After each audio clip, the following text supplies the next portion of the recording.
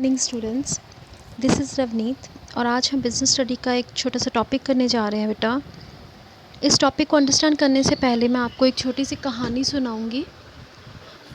ये कहानी है दो ऑर्गेनाइजेशन की जिसके अंदर वर्कर्स हैं, मैनेजर्स हैं और दोनों ही ऑर्गेनाइजेशन के अंदर का टारगेट को अचीव किया जाता है।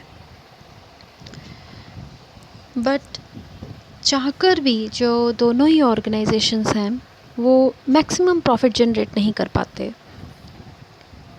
ऑर्गेनाइजेशन नंबर 1 में मैनेजर ए हैं, वो अपने एम्प्लॉयज़ से टारगेट अचीव करने के लिए उनको इंस्ट्रक्शंस देते हैं, गाइडलाइंस देते हैं, फीडबैक में लेते हैं। जहाँ कहीं भी उनको ज़रूरत लगती है एम्प्लॉयज़ को उनको समझाना है, समझना है, तो वहाँ पे हर चीज़ को ध्यान में रखते हुए मैनेजर ए अपना काम करते हैं। अगर कहीं भी वर्कर को किसी तरह की कोई बात करनी होती थी, किसी चीज़ के रिगार्डिंग, कोई इंस्ट्रक्शंस के रिगार्डिंग, गाइडेंस के रिगार्डिंग, उनसे काम नहीं हो रहा, किसी तरह की कोई एड चाहिए, तो वो डायरेक्टली अपने मैनेजर से बात कर सकते थे और करते थे। बहुत अच्छा रिलेशन था उन दोनों के बीच। बट कुछ केसेस में कुछ लोग जो थे उनके प्यार का, जो मिस्टर ए है, उनके प्यार का गलत फ़ायदा उठाते थे और उनको तंग करते थे, चीट करते थे। कोई बहाने लगाए जाते थे काम ना करने के लिए, या बार बार उनसे इंस्ट्रक्शंस मांगी जाती थी, या कोई काम जो हो सकता था वो नहीं हो सकता, ये चीज़ें करके उनको तंग किया जाता था। सिमिलरली ऑर्गेनाइजेशन नंबर 2 में जो मिस्टर बी काम करते हैं एज़ मैनेजर, और उनका अपने एम्प्लॉयज़ को टैकल करने का तरीका बिल्कुल अलग था। वो सिर्फ काम देते थे, टारगेट देते थे, उस टारगेट को अचीव करने के लिए एक टाइम लिमिट देते थे कि इस टाइम में तक आपने एक टारगेट अचीव करना है, और उस टारगेट को अचीव करने के लिए किसी तरह की कोई इंस्ट्रक्शंस, डायरेक्शंस उनको नहीं दी जाती थी एम्प्लॉयज़ को। और जब कभी एम्प्लॉयज़ कुछ पूछना भी चाहते थे तो कभी भी वो अपने मैनेजर से डायरेक्ट बात नहीं कर सकते थे, बल्कि उनके पर्सनल असिस्टेंट से बात की जाती थी।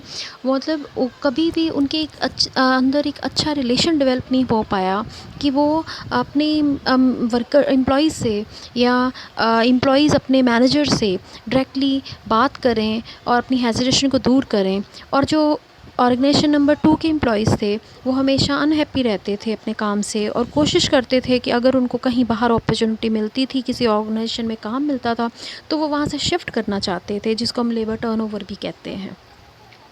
बेटा आपने देखा होगा कि दोनों ही ऑर्गेनाइजेशन के अंदर एम्प्लॉयज़ और मैनेजर्स के काम करने का तरीका डिफरेंट था, way of doing the work different था। बट दोनों ही ऑर्गेनाइजेशन प्रॉफिट लेती हैं, सेम लेती हैं, लेकिन वो मैक्सिमम प्रॉफिट जनरेट नहीं कर पाती। इन सब ये जो कई जगह पे मैनेजर्स का इतना फ्रेंडली रिलेशन, इतना फ्रेंडली एटमॉस्फेयर देख के, और कहीं जगह पे मैनेजर्स जो हर बात पे थ्रेट देते हैं, तंग करते हैं, धमकियां देते हैं, टारगेट अचीव करने के लिए कहा जाता है, नहीं होता तो उनको निकाल दिया जाता है। इस तरह से जो एक बिहेवियर होता था, ये दो ऑर्गेनाइजेशन का डिफरेंट जो बिहेवियर है, इस चीज़ में यूनिफॉर्मिटी लेके आने के लिए मैनेजमेंट ऑफ प्रिंसिपल्स जो हैं वो आए, यानी कि हेनरी फ्यूल हैं जिन्होंने 14 प्रिंसिपल्स दिए हैं मैनेजमेंट के।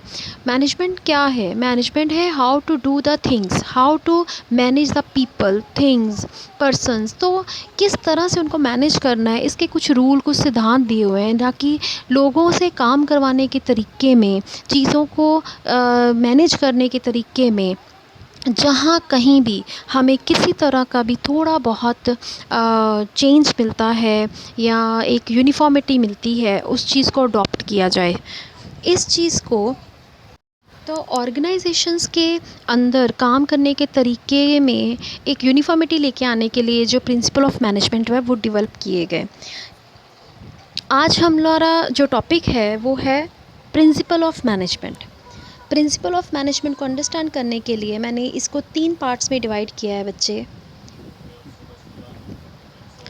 नंबर 1 है introduction, number 2 derivations of management principles, and the तीसरा जो है हमारे पास वो है nature of management principles.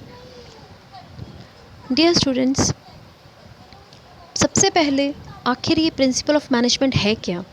Principal of management जो टर्म है ये दो वर्ड से बनी है। पहला है प्रिंसिपल, दूसरा है मैनेजमेंट। अब ये प्रिंसिपल्स क्या होते हैं? ये वो स्टेटमेंट्स हैं जो रिफ्लेक्ट करती हैं कि जो रूल्स और बिलीव्स के ऊपर बनी हुई हैं और वो हमें बताती हैं कि what is right, what is wrong, क्या ठीक है, क्या गलत है।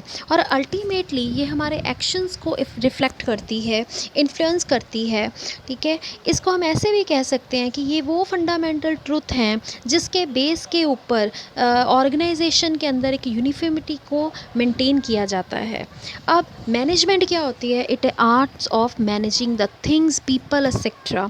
दुनिया में अंदर जितनी भी ऑर्गेनाइजेशन है वो डे टू डे बहुत सारे डिसीजंस लेती हैं, बहुत सारी एक्टिविटीज़ करती हैं। उन एक्टिविटीज़ के दौरान ये कला है जिसमें लोगों को, चीज़ों को मैनेज किया जाता है। नाउ प्रिंसिपल ऑफ मैनेजमेंट क्या है? अगर इन दोनों वर्ड्स को हम कंबाइन करें तो प्रिंसिपल ऑफ मैनेजमेंट क्या होते हैं? ये ऐसे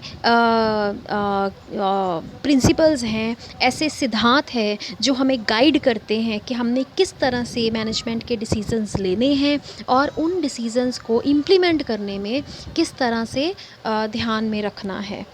अब है हमारे पास कि ये आए कहाँ से। जैसे कि मैंने अभी आपको एक ऑर्गेनाइजेशन की कहानी सुनाई कि इनकी ज़रूरत क्यों पड़ी, कि हमें एक यूनिफॉर्मिटी मेंटेन करने के लिए इसकी ज़रूरत पड़ी। देखो देखो बेटा, जो डेरिवेटिव्स हैं सबसे पहले है कि ये कहाँ से आए, एक डीप ऑब्जर्वेशन से आए। इनके लिए बड़े लोगों की राय ली गई, एक ऑब्जर्वेशंस कि एक ऑर्गेनाइजेशन में अगर हम फ्रेंडली बिहेवियर देते हैं तो वर्कर्स क्या करते हैं, अगर उनको थ्रेट दिया जाता है तो वो क्या करते हैं। ये बहुत सारी स्टडीज़ हैं, जो बहुत सारे केसेस हैं, उनकी डीप ऑब्जर्वेशन से आते हैं।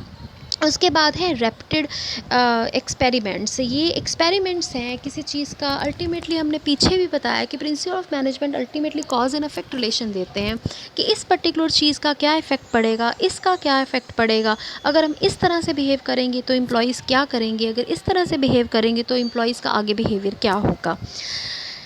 नेक्स्ट बेटा हमारे पास है नेचर ऑफ मैनेजमेंट प्रिंसिपल्स। सबसे पहले है यूनिवर्सल एप्लीकेबिलिटी। जो हमारे प्रिंसिपल ऑफ मैनेजमेंट है, इनकी नेचर क्या है? सबसे पहली इनकी नेचर क्या है? ये यूनिवर्सल ट्रूथ हैं, यूनिवर्सल एक्सेप्टेबिलिटी है कि ये क्या बताते हैं, what is right, what is wrong. Number 2 है जनरल गाइडलाइंस। ये क्या है? गाइडलाइंस हैं कि हमने किस तरह से किसी प्रॉब्लम को सॉल्व करना है, अगर किसी तरह की कोई कन्फ्लिक्ट आती है तो उसको किस तरह से सॉल्व करना है। नंबर 3 है based on observation and experiments. जैसे कि हमने अभी आपको बताया कि जो मैनेजमेंट प्रिंसिपल्स हैं वो डीप ऑब्जर्वेशंस और रिपीटेड एक्सपेरिमेंट से बने हुए हैं। ये कोई एक दिन का काम नहीं है प्रिंसिपल बनाना, ये बहुत सालों से परखे गई सिद्धांत है, प्रिंसिपल्स हैं। नंबर 4 है फ्लेक्सिबिलिटी। ये फ्लेक्सिबिलिटी है, कहते हैं कि ये एक रिजिड नहीं है, ये फिक्स्ड नहीं है। इनको कई बार कुछ ऑर्गेनाइजेशन में अकॉर्डिंग टू नेचर या ऑफ द ऑर्गेनाइजेशन या फिर according to the nature of the people हमें कई बार थोड़ा बहुत चेंज करना पड़ता है। There should be flexibility in the management principle. अगर 14 हेनरी फ्योल के प्रिंसिपल आपको दिए गए हैं तो आप उसमें थोड़ी बहुत चेंजेस लेके आ सकते हो, but they are a base of doing the things. Number 2 mainly behavioural. ये बेसिकली जो कॉज एंड इफेक्ट रिलेशन है वो क्या दर्शाता है? वो आपका बिहेवियर दर्शाता है। It is completely depend upon the behaviour कि कौन से सर्कमस्टांसिस में किस तरह का लिया हुआ डिसीज़न या किस तरह का कोई काम वो आगे आके आपको क्या अफेक्ट करेगा, किस तरह से करेगा, हमारी ऑर्गेनाइजेशन में वो क्या चेंजेस लेके आएगा।